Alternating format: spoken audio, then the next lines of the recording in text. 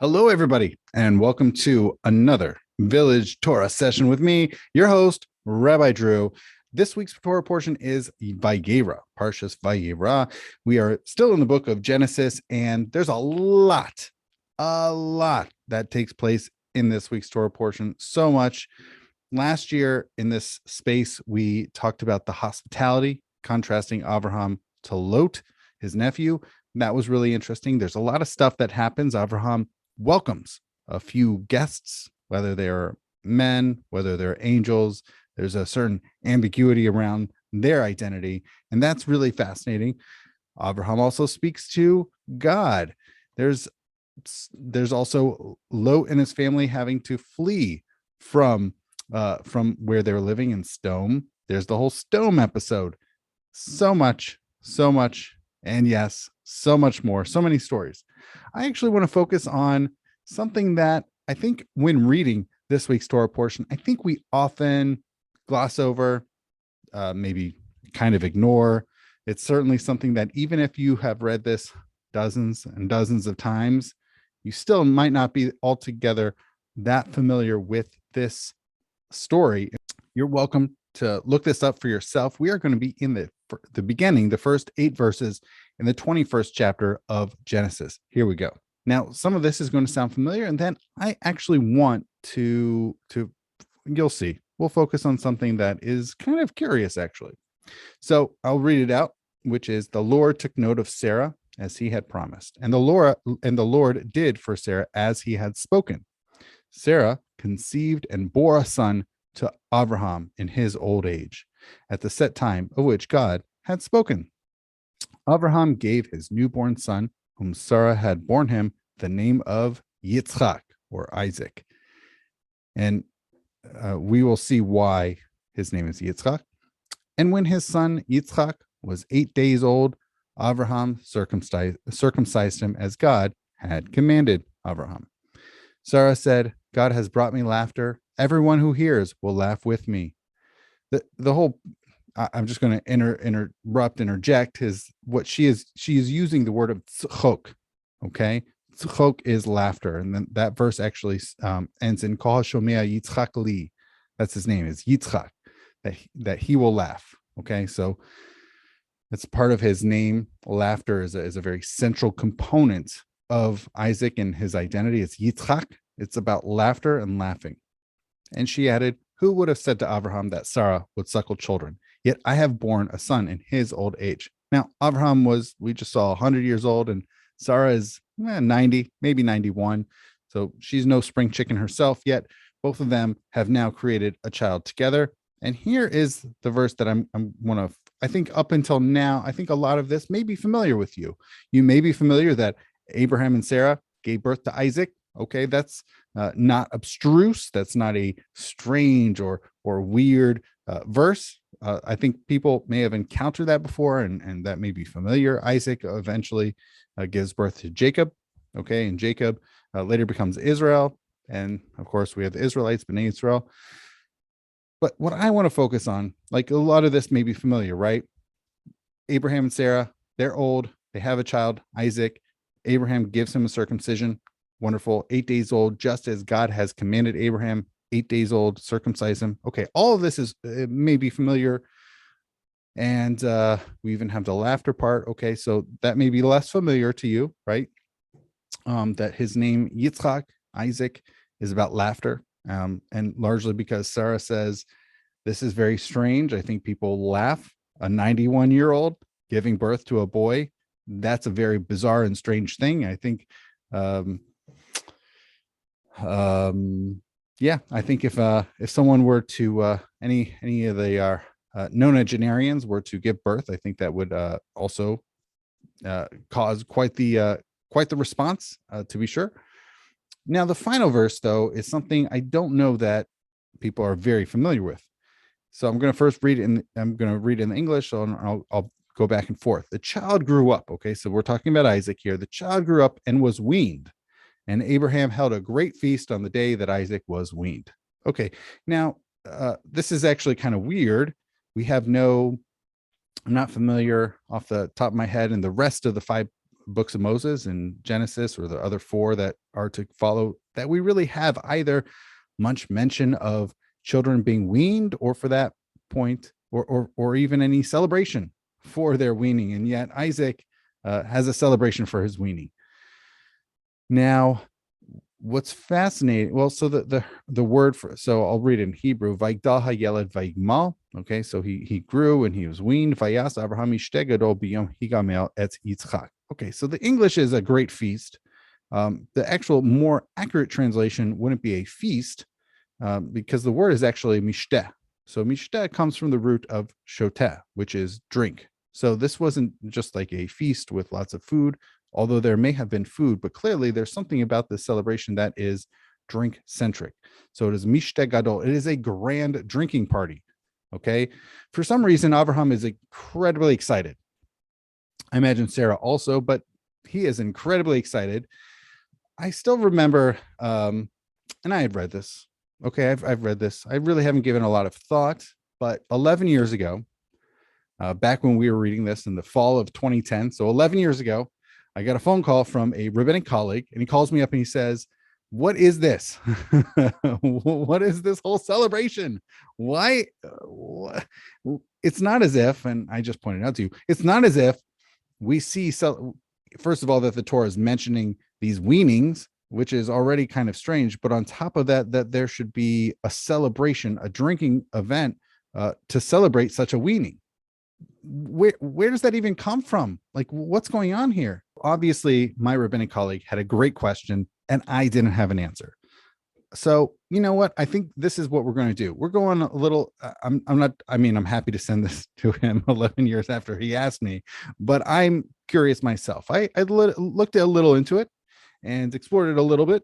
And we're going to go on a little bit of an adventure, textual exploration, a textual adventure into trying to figure out and try to get some sense of what's going on here.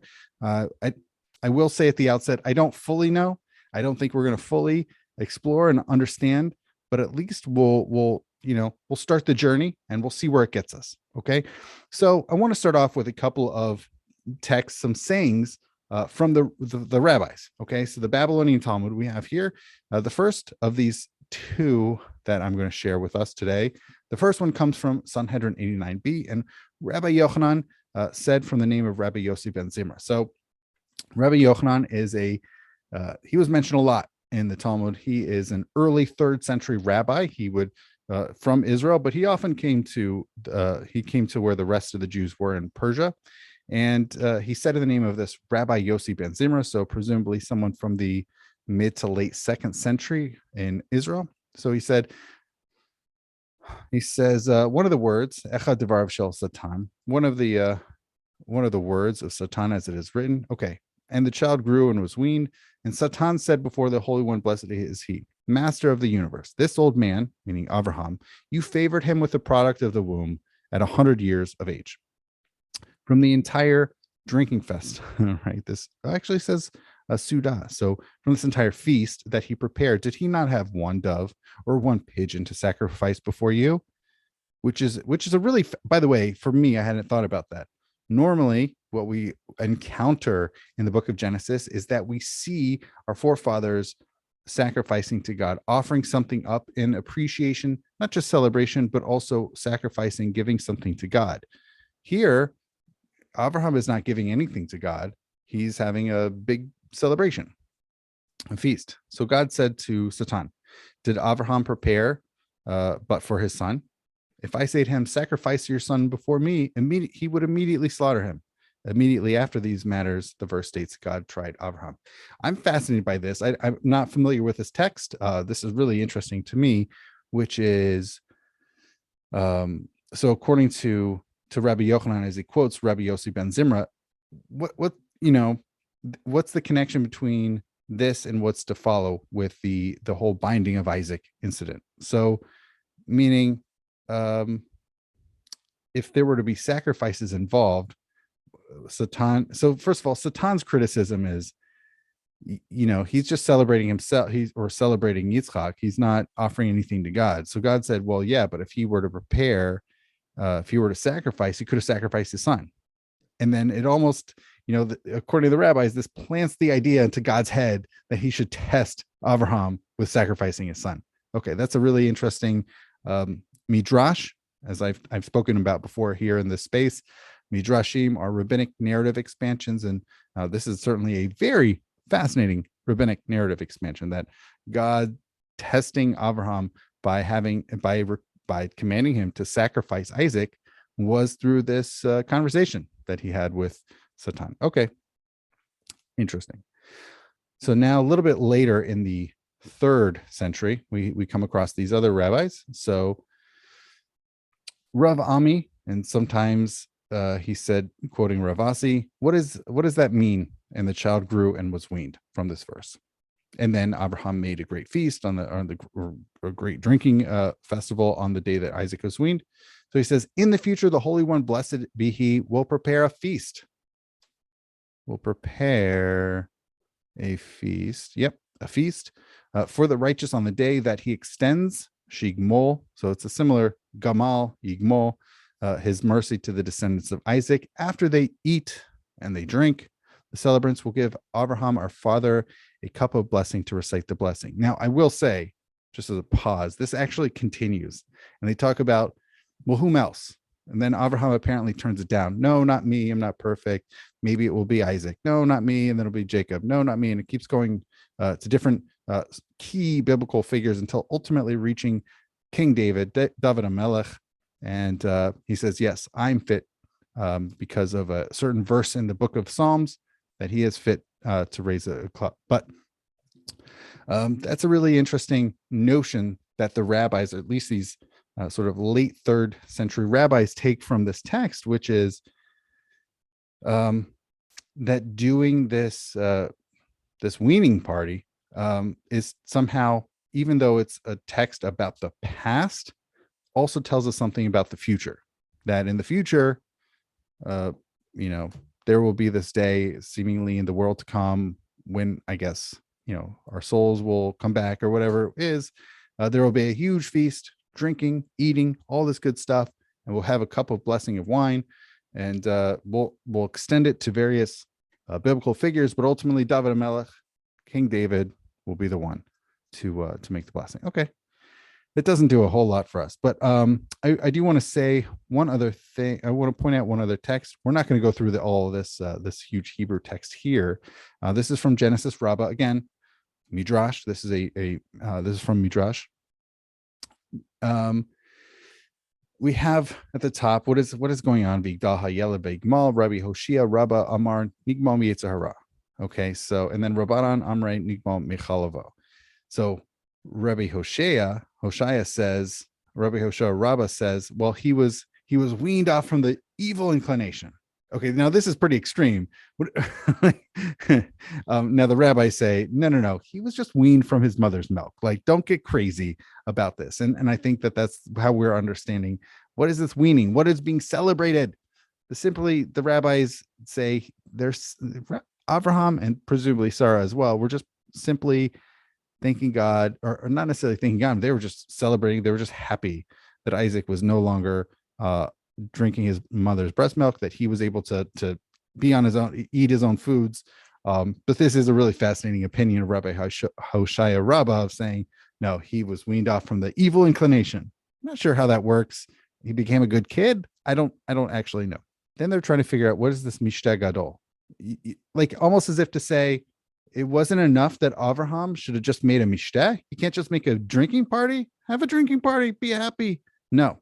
The Torah says, the way that the Torah describes this particular celebration, it's not a mishteh. It's a mishteh gadol. So what is mishteh gadol? It's a grand drinking party. It's a big drinking party. So the rabbis are very curious about this. Okay, gadol? Like, what's with gadol? Who needs big? Okay.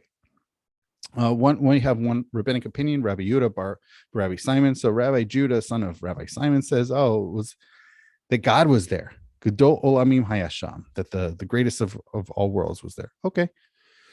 They talk about others. One of the really fascinating things was that we have Rabbi Yehuda bar Rabbi Simon saying here, actually, saying that what does this mean, Mishteh Gadol? mishtei gedolim, that big people were there. Og v'chol gedolim imo hayu sham, that they had all these giants, or at least really big people. So Og, so we later encounter Og in the books of Numbers and a little bit in Deuteronomy. Og Melech HaBashan. So Og was this king of Bashan, and he was huge. And actually, it's his iron bed is described as being like 9 amos, something huge, where it was just exceedingly vast. He had just this massive iron bed. He was a huge man, at least as described later on in the Torah. But either way, the rabbis understand that, what does this mean? A big party? No. A big drinking party. No. It's Mishtei Gedolim, that there were big people there, that they had the giants or just these massive people. I will also say that later on in here, again, not going to go all into this, but Rabbi Yehoshua ben, oh, this is really interesting. Rabbi Yehoshua ben Menachama, whatever, they were Shishim Ushnaim Malachim. So Kulam Hayu b'mishteh shel Avraham Avinu. That we have these 62 kings that Joshua killed. Okay, so Joshua later on, I guess, kills out 62 kings. They were all there. They were all there at this really brief. V'lo shloshim ve'achad hayu, not 31. So anyways, the whole point is, there, according to this rabbinic opinion, that what does it mean to be big? They had all the kings. I mean, if you want a big party, you want a party of the bigs, you have to invite the kings. Now, okay, I know what you're going to say. This party, when Abraham was 100 years old, was hundreds and hundreds and hundreds of years before before these kings that Joshua later on slays. Nevertheless, in the rabbis' minds, they have to understand, what does this mean? Why would Abraham throw just a massive drinking party? Now, you could say, look, was it really that big? Well, you have to have big people there. You have to the great, the best. Okay, fine. Huge people, or at least huge in their societal significance. Would they have actually come for some weaning? I don't know. It must have had, I don't know. But clearly the rabbis are trying to figure out, what does this mean, gadol? They don't really know, and they're not even there to quantify the largeness of it. They do want to know which people could have been invited that would make that otherwise significant. Okay. So those are some rabbinic texts on this drinking party for Isaac's weaning. What does this mean? I'm going to throw in some medieval commentators here. Rashi, I've mentioned Rashi in the past, and he's sort of the prince of all Jewish medieval biblical commentators. So Vayigmal, what is this? He was weaned at the expiration of 24 months. Now, we did mention in the earlier, in that Genesis Rabbah, in that Midrashic text, that he was weaned from drinking his mother's milk. Now, that very may well be, this could be in tandem with that, right? Maybe understanding that after 24 months, weaned off. It's unclear exactly how long the weaning process took for Isaac, and when Abraham and Sarah decided to throw this party. But in the way that Rashi understands it, it's 24 months. Okay. Rashi here, as far as what does this mean? Mishteh gadol, a big drinking party. Shahayu sham gedolei hador shem ve'ever vavi melech. Okay, this means the greats of the generation, the greats. Gedolei hador, the gadol is like a great person or a significant person. So all the greats of that generation were there. Shem, Aver, Avimelech. These are all biblical characters we've encountered not only previously in the book of Genesis, but they actually are still, I believe, they are still hanging around. So this works off of that. Now, this is for our final medieval commentator here. I'm going to quote Chis Kuni. And what does this mean? Creating a great feast or a great drinking party. Kachayu haminhag. This was the practice. This is what they used to do. Kamosha matzinu bismol haramati kaasher galato before. Okay. This was as opposed to nowadays when the feast is prepared on the day of the circumcision. Now it references the first book of Samuel when Hannah took her 2-year-old son. Okay. With her oxen and sheep to offer as a sacrifice in the temple. Lots of questions. Maybe this was, as Chis Kuni just mentioned, this was the common practice This is the minhag that they used to do. This was their practice, that when you had, I guess, going off the mother's milk, that there would be a mishtat, there would be a feast, there would be a drinking celebration. I also, it's not something, it's fascinating when I think about it. We don't do this. I think that's one of the things that really led to my colleague's question 11 years ago to me, which is, we don't do this, right? We don't do this. What's going on here? And there is no, for that matter, no, as I think about it, there are a lot of practices which happen, or stories that happen in the book of Genesis, that later that lay the groundwork, the foundation for later practices that are embedded or otherwise serve as commandments for us going forward. Okay, so they're not just situated in the book of Genesis, but they are foundational for our later Jewish practices. Okay, we have, obviously, even with Abraham, we have Brit Milah. We also have in the book of Genesis, we have this when Jacob wrestles with this angel. Okay, so he's struck in the thigh, and then it says there, and therefore we don't eat from the gid hanasheh, right? We don't have from this particular sinew. We don't eat from those, whether it's cow or whatever it is. We don't eat that. Okay, so we have these origin stories. It reminds me kind of like Rudyard Kipling, right? In Rudyard Kipling stories, he says, "Oh, there was this whole story, and that's why we no longer da da da." Okay, same thing with even going back, right, with the snake. Okay, see, he was this, cunning animal, and then ultimately God says, "You don't have legs anymore, right? You're just gonna have to crawl on your belly." So these are these origin stories. We could also see that this could have been the potential for this practice, that whenever we have a baby and then they are weaned off from their mother's milk, we throw a drinking party or any party or some celebration, and yet nothing happens, right? It's just there. It's just that one verse, Genesis 21 verse 8. It's just situated there, and there's no obligation for us. That having been said, it could be a great model that whenever one finishes weaning their children, that they could throw a party. I mean, they would say, "Look, Abraham did it. I'll do it." All my children they've all been weaned, as it were. So I don't have any opportunity to celebrate this going forward for my children. And I don't know that people do this, even like whether liberal, religious, or liberal or observant or otherwise. Like I don't know anybody who does this. Conservative, Orthodox, Reform. No, like I don't know anybody who celebrates this. That having been said, one thing that comes to mind. This is not a particularly complex, but it's an interesting possibility that might play into it. Why would they have celebrated this way?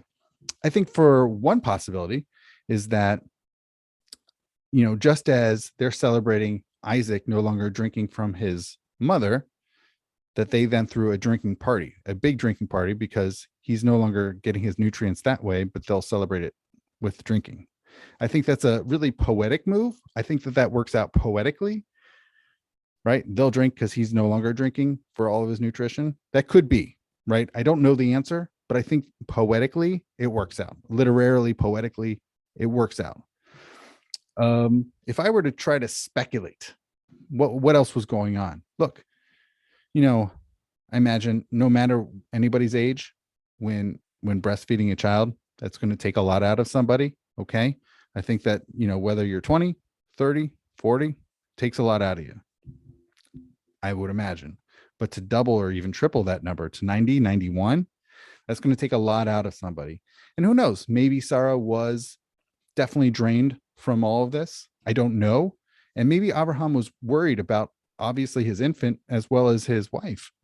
How are they going to survive, especially in a desert environment, even though it seemed like they had lots and lots of flocks and cattle, but still, I think he was concerned for his both his wife's and his infant's well-being. So it could be, just wildly speculating here, it could be that he was concerned for her health, and that ending the weaning or ending the feeding, but weaning off, I think was something to, as a sigh of relief. Abraham now was feeling relieved. He doesn't have to worry as much about her health as she's continuing to feed their son. And thus he threw a mishta gadol, a great drinking party. So I'm open to your ideas. I don't know what else. Who knows? One thing I did not consider here were, contemporary ancient Near Eastern parallels. I don't know what other text literature at the time or what other conditions might have caused or otherwise contributed to this reality. So anyways, those are my thoughts. I hope that helped explain or certainly, help us explore this interesting biblical story that we have right in our Torah portion this week of Vayera. And I hope you enjoyed. So with that, I want to say, first of all, thank you. Thank you for staying and listening and watching. And I also want to give appreciation to the Jewish Home of Cincinnati. All Jewish life and programming here at Cedar Village are due to the financial support of the Jewish Home of Cincinnati. So thank you. And with that, I want to wish everybody a Shabbat Shalom.